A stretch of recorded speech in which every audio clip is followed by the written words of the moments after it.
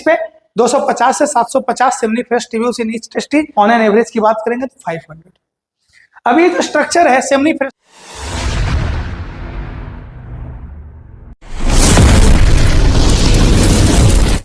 Good morning सभी को, मैं गौरव कुमार पाठक।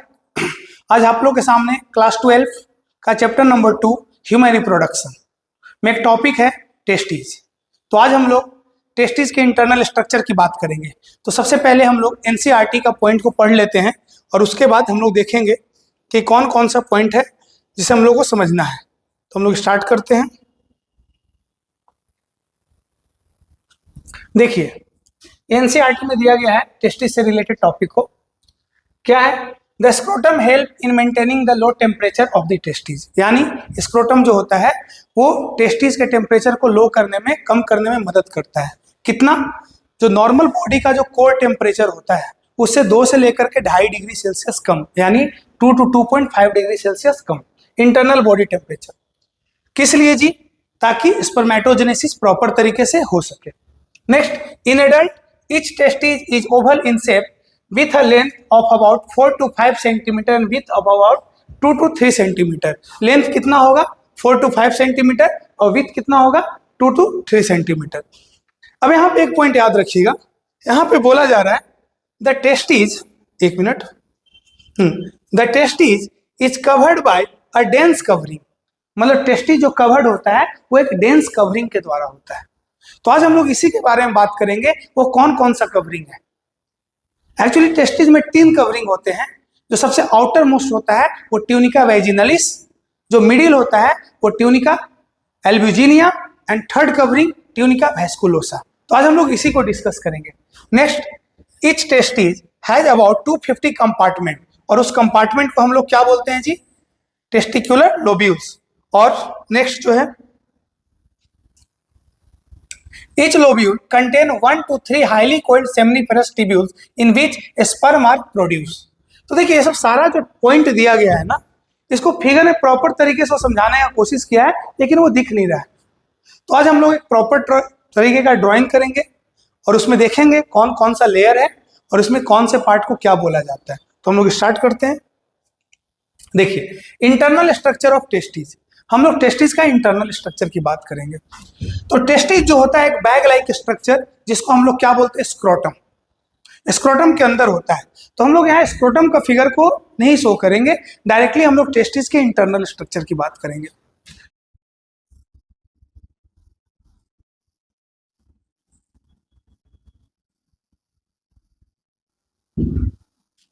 तो हम लोग यहाँ टेस्टिस का आउटर मोस्ट स्ट्रक्चर को बना रहे हैं, आउटर मोस्ट लेयर को। एनसीईआरटी ने क्या बोला? Testis is covered by a dense covering. वो डेंस कवरिंग कौन कौन सा है हम लोग उसका जिक्र करेंगे। तो ये जो आपको कवरिंग देखने को मिल रहा है, इस कवरिंग को बोलते हैं ट्यूनिका वैजिनलिस। ट्यूनिका वैजिनलिस। अब इसमें भी आपको 2 देखने को मिलेंगे, एक इनर और एक आउटर। इनर को यहां बोलते हैं विसरल ट्यूनिका वैजिनलिस और आउटर को बोलते हैं पेराइटल। ये ध्यान रखिएगा। तो जो सबसे outer most covering of testis होता है वो क्या कहलाता है? ट्यूनिका वैजिनलिस। जो क्या करता है? कंप्लीट टेस्टिस को कवर करता है, सिवाय किसको छोड़ करके? पोस्टीरियर पार्ट को। ये पोस्टीरियर पार्ट को कवरिंग नहीं करेगा। क्यों नहीं करेगा? क्योंकि यहां से नर्व्स का एंट्री होना है, सेमनीफेरस, वास डिफेंस, एपिडिडाइमिस, ये सब सारे स्ट्रक्चर यहां से निकलेंगे। टेस्टिकुलर आर्टरी का एंट्री होगा, टेस्टिकुलर वेन्स बाहर जाएंगे, लिम्फेटिक वेसल्स का एंट्री होगा। तो ये सब सारे स्ट्रक्चर यहां से बाहर की ओर इसका एग्जिट और एंट्री का स्ट्रक्चर है, इसीलिए इस स्ट्रक्चर को कवर नहीं किया जाता है। उसके बाद आप देखेंगे जो सेकेंड कवरिंग है,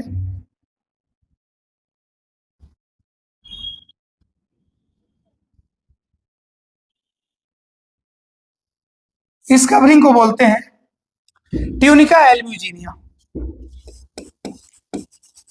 ट्यूनिका एल्ब्यूजिनिया, जो कि कंप्लीट टेस्टिस को क्या करके रखता है? कवर करके रखेगा। और जो हमारा थर्ड लेयर है जो कि काफी इंपॉर्टेंट है, जिसको बोलते हैं ट्यूनिका वैस्कुलोसा। अभी ट्यूनिका वैस्कुलोसा क्या करता है, ये कंप्लीट टेस्टिस को 250 कंपार्टमेंट में बांटेगा। अब यहाँ पे 250 कंपार्टमेंट बनाना पॉसिबल नहीं है, तो ये जो आपको स्ट्रक्चर देखने को मिल रहा है इसको बोलते हैं ट्यूनिका वैस्क्यूलोसा या वैस्कुलरिस। तो हमारा 3 लेयर है, कौन कौन सा? Tunica vaginalis, tunica albuginea and third tunica vasculosa. अब ये तीनों लेयर की बात करते हैं, तो इसमें से मेनली जो एक लेयर है वो पूरे टेस्टिस को कवर नहीं किया है, बाकी जो 2 लेयर हैं वो क्या किए हैं, कंप्लीट टेस्टिस को कवर करके रखे हैं। और इसमें से tunica vasculosa is the inner most layer, जो क्या करता है, टेस्टिस के अंदर 250 कंपार्टमेंट का फॉर्मेशन करता है। अब 250 कंपार्टमेंट जो है, इस कंपार्टमेंट को हम लोग क्या बोलते हैं, टेस्टिकुलर लोब्यूल्स। Testicular lobules. तो आपको ये पता चल गया होगा कि यहाँ पे टेस्टिकुलर लोब्यूल्स किसको बोला जा रहा है, मीन्स ये जो आपको स्ट्रक्चर देखने को मिल रहा होगा, आप देखिए यहाँ पे दिया गया है कि टेस्टिकुलर लोब्यूल्स है।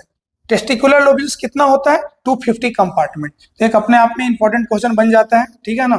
और यहाँ पे देखिए, यहाँ पे भी बनाने का कोशिश किया गया है ये, और यहाँ पे टेस्टिकुलर लोब्यूल्स को बताया गया जो कि 250 कंपार्टमेंट होता है। इसी के अंदर स्ट्रक्चर होंगे जो क्या करते हैं, स्पर्म का फॉर्मेशन करने वाले।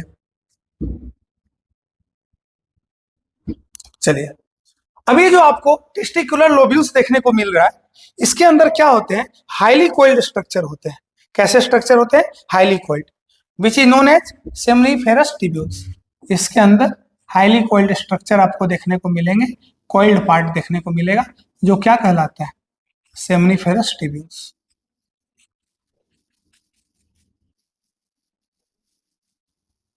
ये स्ट्रक्चर।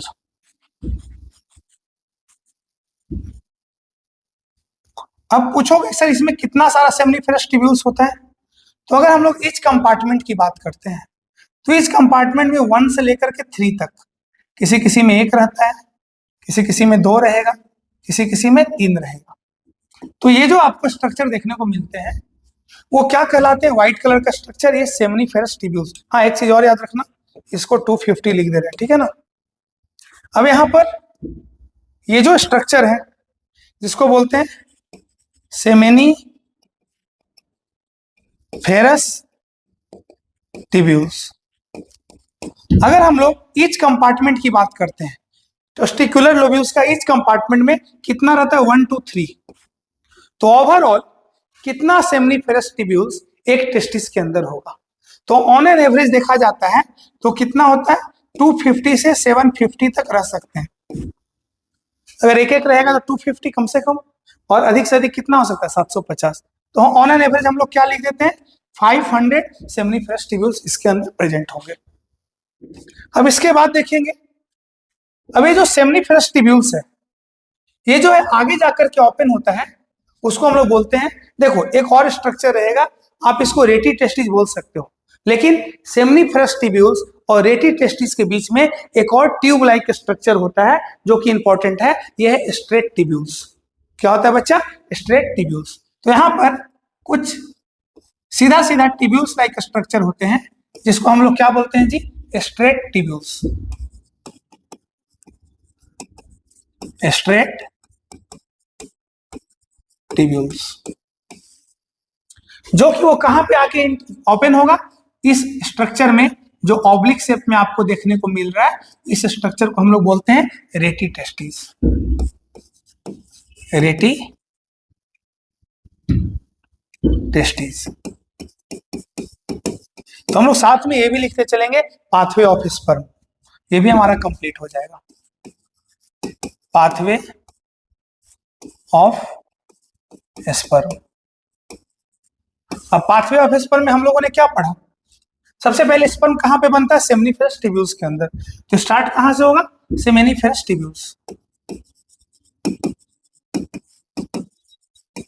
Ferrous tubules.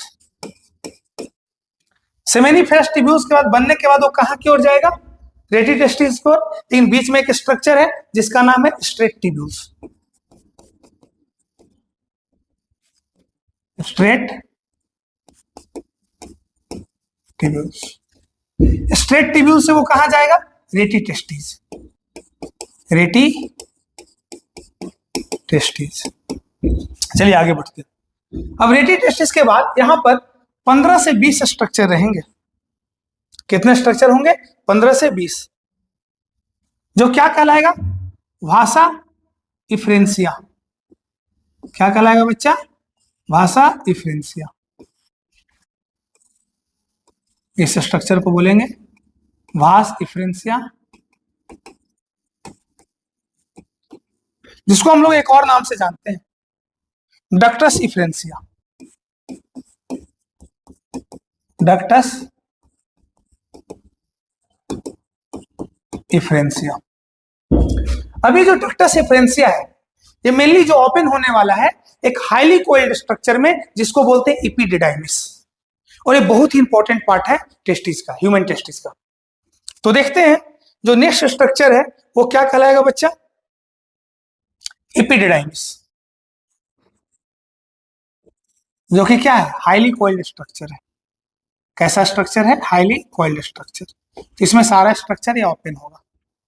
अब ध्यान से देखो, अभी जो हाईली कोइल्ड स्ट्रक्चर हम लोग बना रहे हैं बहुत उलझा हुआ स्ट्रक्चर रहेगा।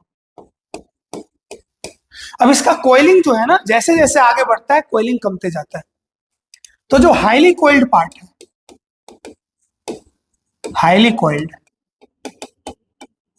इसको बोलते हैं कॉपुट इपिडिडाइमिस। क्या बोलते हैं? कॉपुट इपिडिडाइमिस। उसके बाद ये आगे की ओर जब जाता है तो इसका कॉइलिंग जो है वो कम हो जाता है। पहले कंपेरिजन में कॉइलिंग कम दिख रहा होगा आपको। इसको बोलते हैं intermediate coiled, intermediate coiled part, इसको हम लोग क्या बोलते हैं? Corpus epididymis, corpus epididymis. अब ये स्ट्रक्चर आगे जाकर के ना इसका कॉइलिंग बहुत कम हो जाता है, लिस्ट कॉइल्ड, बहुत कम कॉइलिंग हो जाएगा। तो देखो इसका कॉइलिंग और कम हो गया। इसको हम लोग क्या बोलते हैं? List coiled part, list coiled. इसको बोलते हैं कौड़ा इपिडिडाइमिस, कौड़ा इपिडिडाइमिस। Getting a point? और ये जो तीनों स्ट्रक्चर है कौन कौन सा? कॉपुट इपिडिडाइमिस, कॉर्पस इपिडिडाइमिस, और क्या बच्चा? कौड़ा इपिडिडाइमिस। ये जो है पूरा का पूरा इपिडिडाइमिस होगा। बहुत सारे बुक में इसको मेंशन नहीं किया जाता है, अब जान लीजिए, ठीक है? नीट में सब नहीं पूछा जाएगा, अब तो नहीं पूछा जाएगा, पहले पूछा जाता था। तो अगर हम लोग इपिडाइमिस की बात करते हैं तो इसका जो लेंथ होता है वो 6 मीटर होता है। कितना होता है बच्चा? 6 मीटर। और ये स्पर्म के फंक्शनल मैचुरेशन के लिए रिस्पॉन्सिबल है। अब ये जो आपको स्ट्रक्चर देखने को मिला, तो कहां तक पहुंचे थे? रेटी टेस्टिस। रेटी टेस्टिस के बाद ये जो स्ट्रक्चर है बाबू, वो किस में जाएगा? स्पर्म, बताओ जल्दी से। वास इफ्रेंसिया। किस में जाएगा? वास इफ्रेंसिया। तो पहला कहां था? सेमनीफेरस टिब्यूल्स, स्ट्रेट टिब्यूल्स, रेटी टेस्टिस, वास इफ्रेंसिया। वास इफ्रेंसिया के बाद ये जो स्ट्रक्चर है इपिडिडाइमिस में जाएगा, इपिडिडाइमिस। आप ये याद रखिएगा। अगर आपसे पूछ दिया जाए इपिडाइमिस का 3 सब पार्ट कौन है, तो कॉपुट, कॉर्पस और कौड़ा। अब यहां ध्यान दीजिए, ये जो स्ट्रक्चर है, किधर गया? ये जो आपको स्ट्रक्चर देखने को मिल रहा है, ये है आगे जाकर के इसका कॉइलिंग जो है पूरी तरीके से खत्म हो जाता है और ये एब्डोमिनल कैविटी में इंटर करेगा, बिल्कुल कॉइलिंग नहीं रहेगा, स्ट्रेट टिब्यूल्स लाइक स्ट्रक्चर हो जाएंगे। और ये क्या कहलाता है? वास डिफेंस। क्या कहलाएगा बच्चा? वास डिफेंस, जिसको हम लोग और क्या बोलते हैं? डक्टस डिफेंस, ठीक है ना। और इसी को हम लोग जब कट करके टाई करते हैं तो बोलते हैं वैसेक्टोमी। तो हम लोगों ने जाना कि कौन कौन सा स्ट्रक्चर प्रेजेंट होता है। तो देखिए, तो हम लोग टेस्टिस का आउटर स्ट्रक्चर देखे हैं, या फिर सॉरी टीएस ऑफ टेस्टिस देखे, इंटरनल स्ट्रक्चर। इसमें टोटल हम लोग 3 लेयर के बारे में जाने। सबसे आउटर मोस्ट लेयर क्या कहलाता है? ट्यूनिका वैजिनलिस। नेक्स्ट जो होता है वो है ट्यूनिका एल्ब्यूजिनिया। थर्ड जो है ट्यूनिका वेस्कुलोसा। ट्यूनिका वेस्कुलोसा जो कंपार्टमेंट बनाता है उसको हम लोग बोलते हैं टेस्टिकुलर लोब्यूल्स, जो कि कितना कंपार्टमेंट होता है इच टेस्टिस में? 250। और हर कंपार्टमेंट के अंदर हाईली कोइल्ड स्ट्रक्चर होता है जिसको हम लोग बोलते हैं सेमनीफेरस ट्यूब्यूल्स, जो कि कितना होगा? एक कंपार्टमेंट में कम से कम एक, अधिक से अधिक 3 हो सकता है। तो उसके बेसिस पे 250 से 750 seminiferous tubules in each testis, on an average की बात करेंगे तो 500। अभी जो स्ट्रक्चर है सेमनीफेरस ट्यूब्यूल्स, एक स्ट्रेट ट्यूब लाइक स्ट्रक्चर में ओपन होता है जिसको बोलते हैं स्ट्रेट ट्यूब्यूल्स, और उसके बाद वो रेटी टेस्टिस में ओपन हो जाएगा। रेटी टेस्टिस के पास 10 से 15 ट्यूब लाइक स्ट्रक्चर जो एपिडिडाइमिस को कनेक्ट करेंगे, एपिडाइमिस से जुड़ेंगे, वो बोलते हैं, वो क्या कहलाता है? वासा इफ्रेंसिया या फिर वास इफ्रेंसिया या फिर डक्टस इफ्रेंसिया बोल सकते हो। उसके बाद वो डक्टस इफ्रेंसिया जो ओपन होता है, एक हाईली कोइल्ड स्ट्रक्चर जिसको हम लोग बोलते हैं एपिडिडाइमिस, और एपिडिडाइमिस का कितना पार्ट था? 3। कौन कौन सा? अगर देखा जाए तो फर्स्ट जो हाईली कोइल्ड पार्ट था वो था कॉपुट एपिडिडाइमिस, जो इंटरमीडिएट कोइल्ड था वो कॉर्पस, और जो लिस्ट कोइल्ड था वो कौडा।